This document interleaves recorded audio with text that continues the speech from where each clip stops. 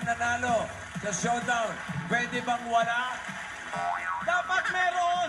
Meron? Oo! Ayun ang tanong. And the winner is... Si Bel ba o si Bal?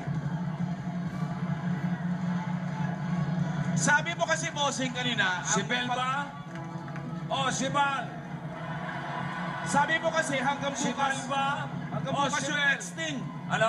Sabi mo hanggang bukas yung texting eh. Hanggang bukas nga. O di bukas na rin natin malalaman kung sino nanalo. Okay, o ba? Pibigit-pigit pa isa.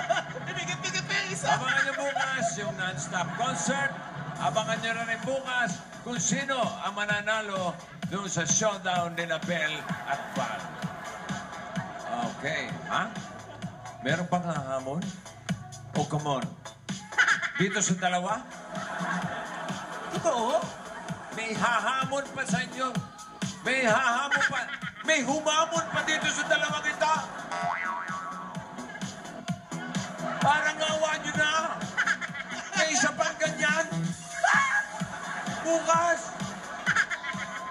Ay, grabe na to. Oh, balik na lang kay bukas, mga iha. Bukas baka kayo yan kung sino yung umahamon na yan.